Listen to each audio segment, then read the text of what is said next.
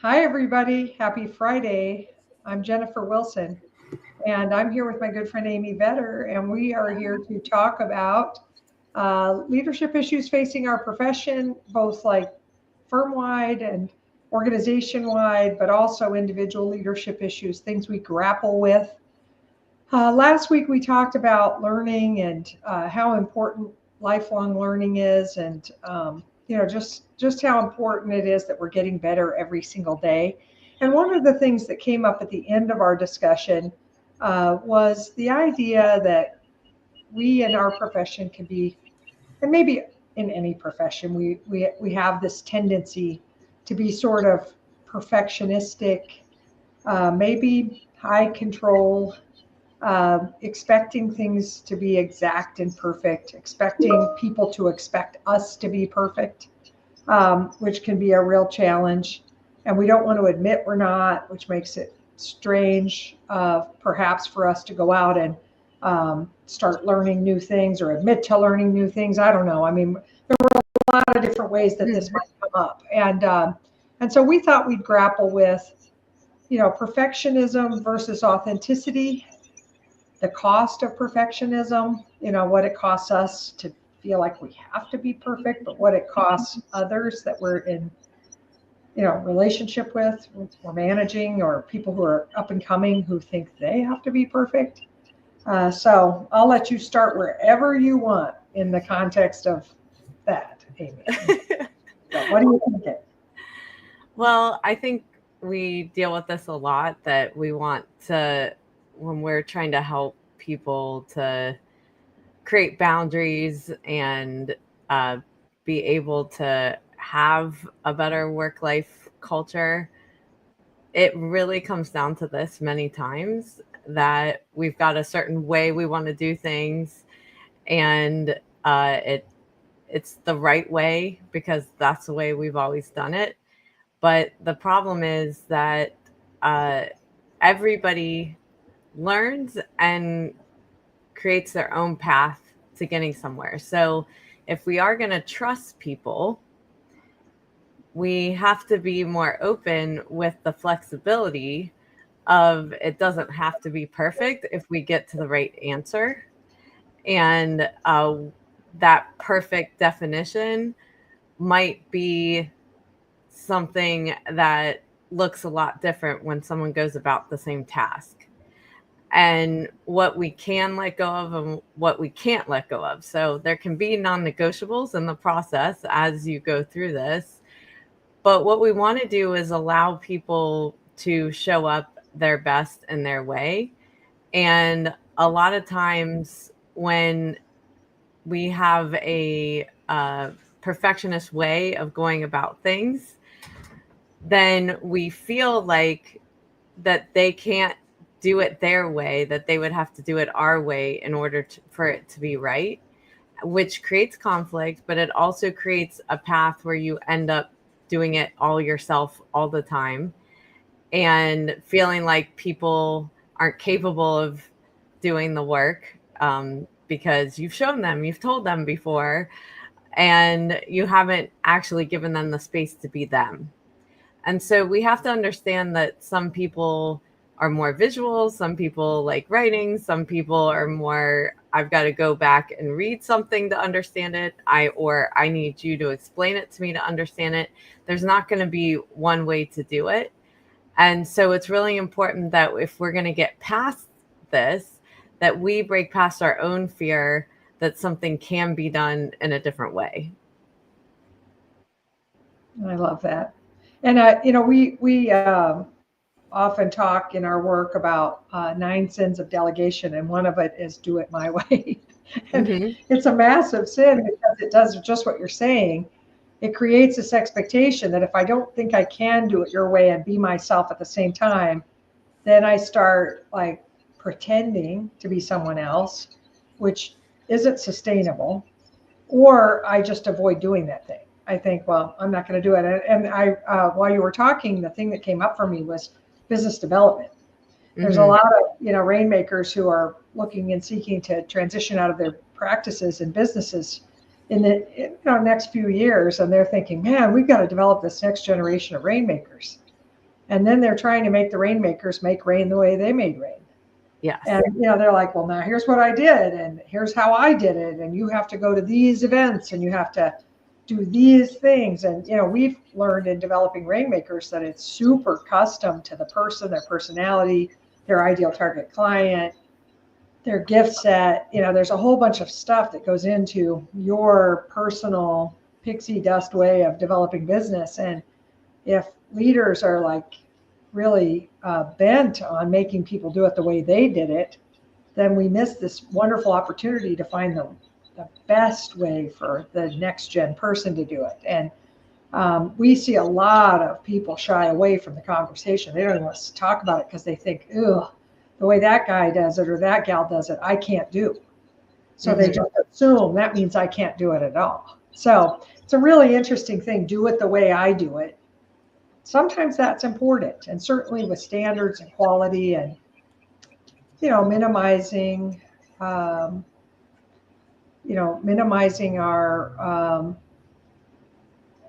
risk. So consistency of work papers, that kind of stuff, all important, but it doesn't have to be exact. And I don't want to try to create a mini me because I can't. Yeah. And part of it too is how we might have viewed someone else when we were coming up in our own careers, as that's the way a manager's supposed to look, that's the way a partner's supposed to look, and that is therefore our definition of perfection.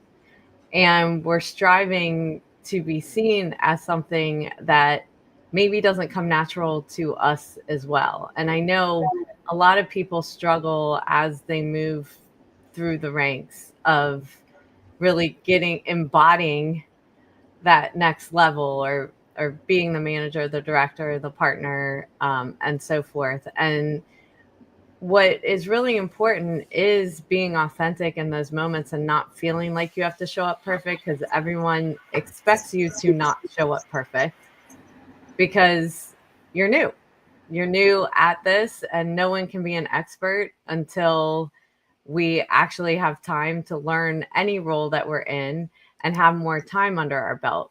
So I think it's a really important time when we're new or in a different role than we're used to, and trying to elevate into that role, that we don't go by what we've seen someone else do, that we're really open with the people around us, that this is new for us. We're learning. So learn with me. Anything I need to know, how you learn, how you like to be managed is really important. I think I see a lot of people struggle with the image of what they think they're supposed to be versus if they're just them and authentic and have the real communication and back and forth with people that work for them, they actually gain more respect than less. Where they see, before that time, that they might see that as a weakness and that someone might not respect them as a leader. But they find once they have those communications, it actually makes it a more real relationship. And also you're teaching that next person that it's okay to be them. It's okay to make mistakes. It's okay to learn. And you're there to support them along the way so that they're not hiding it or trying to be perfect either. Yeah, I love all that. The other place I coach individual leaders about perfectionism is, this sometimes when I'm trying to appear perfect, it's because I don't want to be vulnerable. I don't want to let people in. Mm-hmm. And so I think that that's super crucial to just recognize. I feel like vulnerability is a genetic thing. Mm-hmm. I think some people are just naturally more open and comfortable being themselves, and others are not, so I do think that we have to look at that as a component. How vulnerable how much am I willing to let others in? And I think the more buttoned up you are, the more distant you try to keep people, the more you try to manage how far they get to know you, the more it feels like lacking transparency or something. You're not real. I don't trust you. It can start to erode things like that. And we see leaders do this. They want to keep people at arm's distance. They don't want to confess things that aren't working for them, or areas they're afraid or uncomfortable or whatever it might be. And so I just wanted to have us all check in a little bit on how do I feel about being vulnerable, being palms up with people. Here's my truth. Here's the real me. Here's what I really love. Here's what I'm really afraid of. The more of that we can be. One of the things that's weird is if I act like I'm fine and I don't need anything from you and I've got this, people will stand back and they may not wish me, negative things, but they're not going to do much to support me, enroll in my stuff, help me. The more I say, hey, I could really use your support here, I have to confess that I'm a little afraid of this, the more people will rally around you, be enrolled in you, and support you. It's sort of the opposite. I think people think if I'm my real self, they won't like me or they won't follow me. And I think the more we are, as long as my real self is not, mean, arrogant, grumpy, constantly negative, the negative leadership attributes. But it is okay sometimes to be sad. It is okay to be scared. It is okay to be unsure. And people respect that in leaders, and they buy into it more than they would. Everything's fine over here. Don't look over here. I don't need anything from you over here. I think most people are off put by that. And some people will even try to tear you down. If they think you're too perfect, they're going to be sure to illustrate and highlight the places you're not. Yeah. And so I tell leaders all the time, if you think you have to be perfect to be successful, it's the opposite. Yeah. Well, and I do think too, some of that are belief systems that we've grown up with or have in the back of our minds, that it's important we get to why we're feeling that way, that we have to show up perfect all of the time, that nothing can be messy, nothing, can be an error or something doesn't work sometimes. So I know in my own journey in leadership as well, I was taking on too many things because I felt like it was all a reflection on me. Yeah. And, at the end of the day, as a leader, you do have where things are a reflection on you, on how things go, but it's really on your entire team. It's not just you.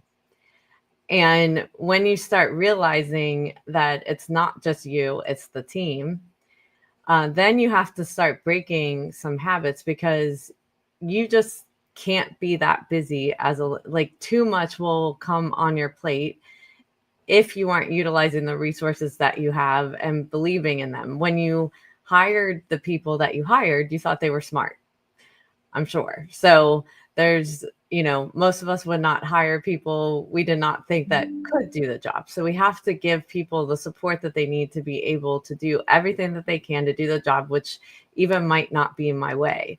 But one thing that I realized over time is when I started relinquishing tasks, one by one, and getting used to that, I really did start seeing that I was learning things from the people under me, because they would go about a task a totally different way and get the right answer.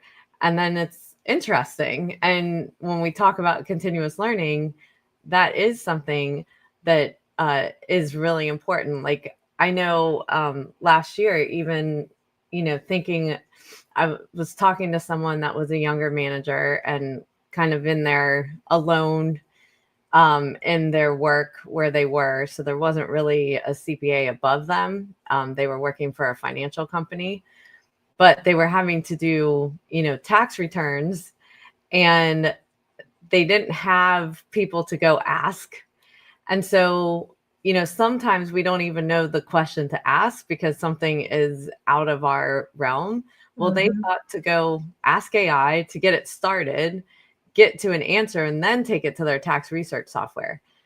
That wouldn't have been my natural inclination to go about it that way, because that isn't something that I grew up with. It's new to me, and it's not as comfortable to me as it might be to someone in a younger generation. And so when you hear that, you're like, wow, that's pretty cool.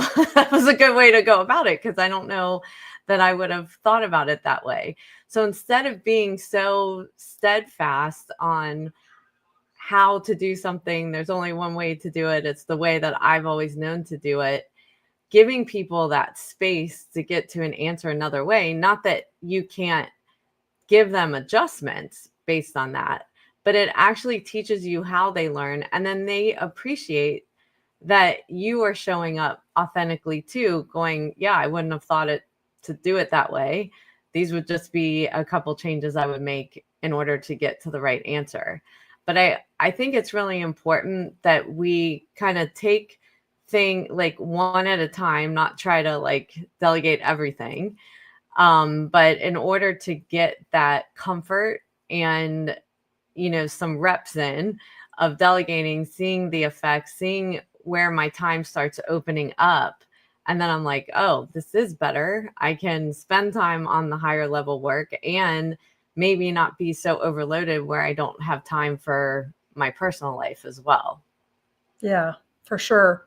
The other thing about the, perfectionistic tendency and do it my way syndrome or whatever is us saying, hey, let's figure out, let people be themselves, let them learn the way they learn, let them try their approach, let's see how effective it could be, let's learn from it. We also need to recognize that there's still room for us to say, here's how I do it. Mm-hmm. And there's nothing wrong with here's how I do it. There is probably, something wrong with here's how I do it and everyone else has to do it this way. There should only be a very small number of things that are like that, and they better be pretty risk focused. And otherwise, here's how I do it. Now, how do you do it? And like information exchanging. So I don't want anybody to hear us today as saying like, let them just fend for themselves, because there's a whole learning style that doesn't learn that way. So we don't want to let those people feel like we're not trying to offer them any value. It's the degree of what I'll call emotional attachment that we have to the way we do it that matters. Mm-hmm. And, my way isn't perfect, and I can't be emotionally attached to whether you mirror my way. And even when we're transitioning clients, I was thinking about the retirement process and Mm-hmm. the succession transition process leading to retirement, and how one of the vulnerable things you have to do as you are beginning to transition clients, real relationship transition, like getting out of there, requires that I stop being the man or the woman in the eyes of the client. Mm-hmm. And that's not just me saying I won't be here after, a year. That doesn't do it. The client still will come back and look you in the eyes or email you in the eyes and say, what about this and what about that and what do you think I should do here? They're going to fall into their normal habit of looking for you to be the answer person, the advisor, the retiree, the person they've been attached to. And we as transitioners, anybody out there transitioning, we have to step back into the shadows and let our transitionees step forward and answer those questions. And they may not do it the way we would have said it. They may not even always give the right answer. We can't unempower them in front of the client. We can tell them later after the meeting, hey, I would have done this or that, or maybe you should call back and also say this. But I have to somehow empower my transitionees so they're the man or the woman. They're the one that looks good. They're the one that looks more perfect, regardless of their approach or the differences from mine. And I can't try to keep getting in there and keeping that client attached to me. And that's a really vulnerable, hard thing to do, to step back and not be, the first answer given to the client anymore, not be the expert, not be the person that everybody looks to. And it's hard. That's a thing to definitely practice and to notice for those who are transitioning. And for those of us who might be transitionees taking things, to understand how painful that has to be, and yet still make suggestions about how they could, the other person could let go and empower you and put you in the driver's seat for those kinds of things. Highlight you, put the spotlight over you.